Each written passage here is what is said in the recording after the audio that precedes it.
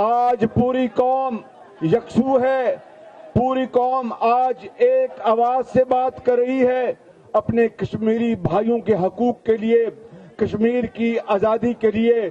कश्मीर बनेगा पाकिस्तान।